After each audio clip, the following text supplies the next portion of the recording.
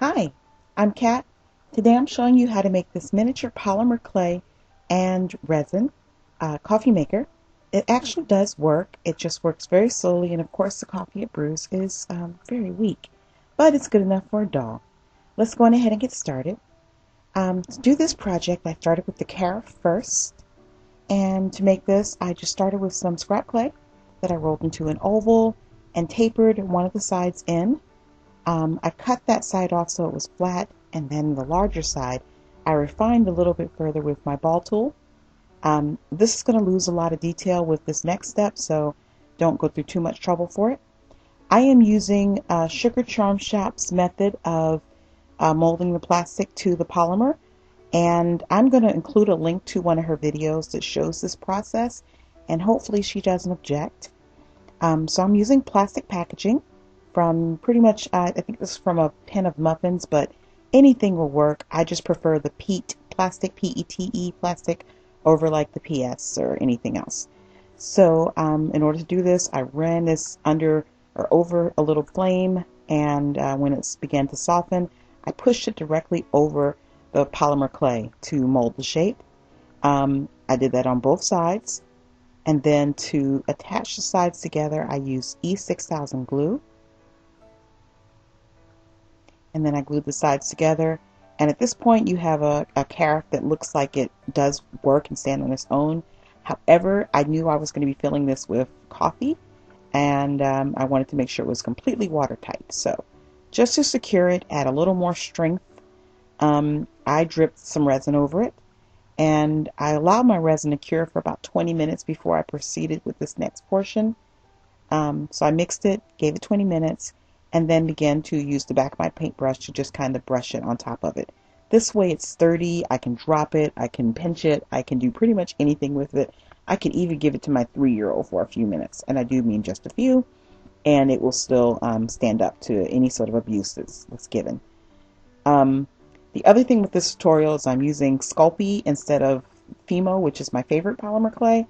Sculpey is, I'm still traveling, and I had to grab this from Walmart. It's a little too soft for my personal taste. Sometimes I mix it in with my Fimo to soften it, but I don't normally use it by itself because it's just way too malleable. So in order to get around that, I had to freeze this quite a bit or bake it every like 5 minutes or every other step. So I'm not even telling you through the video how many times I'm baking things. I'm just doing it as needed. So to get started with the base of the coffee maker, I cut a flattened piece of clay into a trapezoid type of shape. And because I knew already that I was going to be doing a lot of sanding and refining later, I just did everything somewhat roughly. So bear with me. Once I had that shape in, I used the top of, or the bottom of the carafe outline that I did, the one with scrap clay, and I pushed that into the bottom portion, and then I used another larger cylinder and made an oval out of it by pressing it flat on both sides, and just made sure that it would fit before going on to the next portion. So you're going to want to flatten it on both sides, top and bottom. And then, because I wanted to put a cord in it, I used my ball tool to just put a little indent into the back. Then I re-secured the base, glued everything in place and baked it. And then for the portion that holds the water chamber, I did small sheets of rectangular little sheets of clay because I want this to be hollow. And so I'm basically going to secure it with either TLS or liquid clay at every single step. So just put that in, add in the next one, bake it as needed, and just make sure that everything is pretty secure. Do not worry if it doesn't cling 100% to the outline, because you will be getting a chance to go back over it with some extra clay later.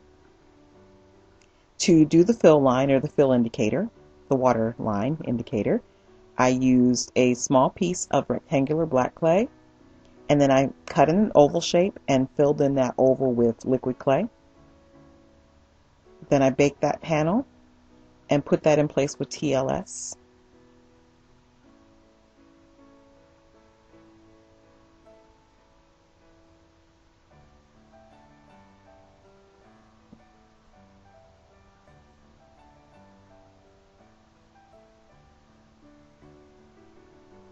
And then I sanded everything out very carefully, including the liquid clay. This will get painted over and added, and some gloss added to it later, so it will be fine. And then I cut out a small square shape on in the center, and this is going to be where the round part of the coffee maker goes.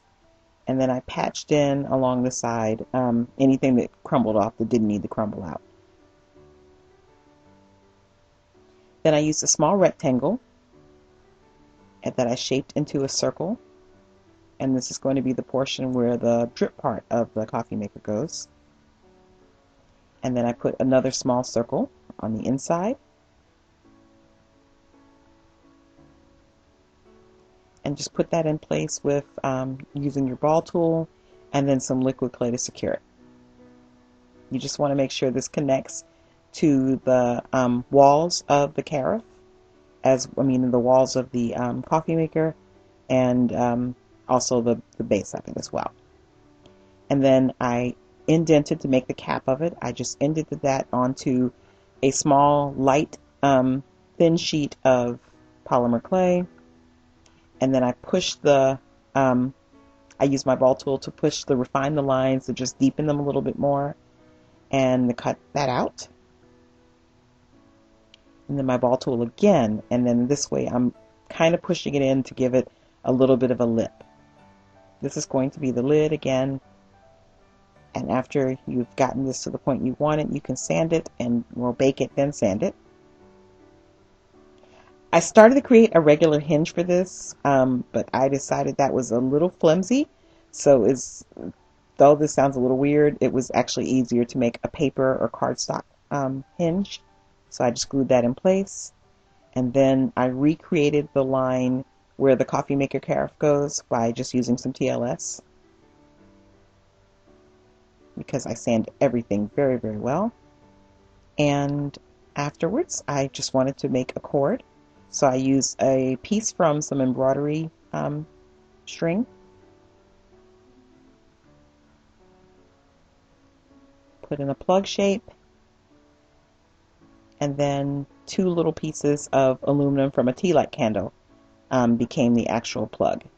And then I put that into the hole that I created earlier and secured it with liquid clay and some black clay before baking it again. For the carafe cap, I made that cap the same way as I did with the top for the coffee maker itself, except I put in a small hole and then a notch at the front for where the coffee would actually pour from. I also took a small little tail and added that to the top, and that way when this connects to the handle, and the handle is just a simple little strip of clay with a little handle shape on the back, then it would work as shown.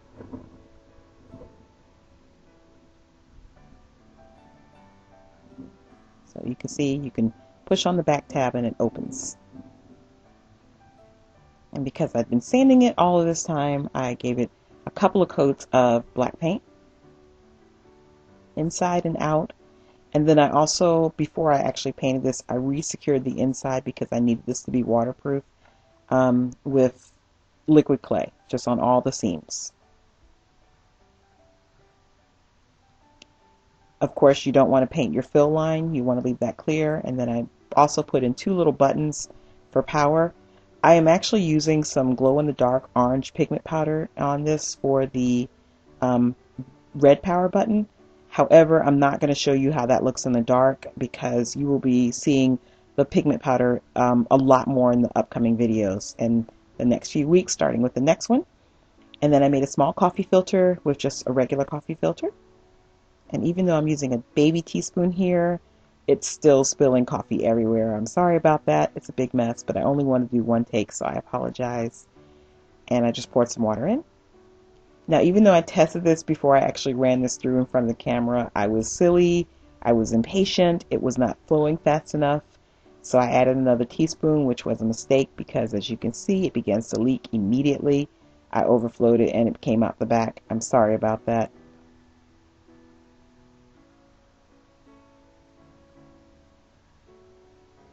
And a small coffee cup. And after about 10 minutes, I had some coffee brewed, enough to make a little cup of coffee. Yay. Here. Hope you guys enjoyed. Quick announcement. This is the tutorial right before the 1,000 subscriber tutorial that I have planned for next week. So that next tutorial will probably be 1 to 3 parts. And I apologize for the length of it, but it's actually the biggest project I've done for a YouTube video so far. So tune in, and thank you all for being with me and bearing with me. All right. Bye-bye.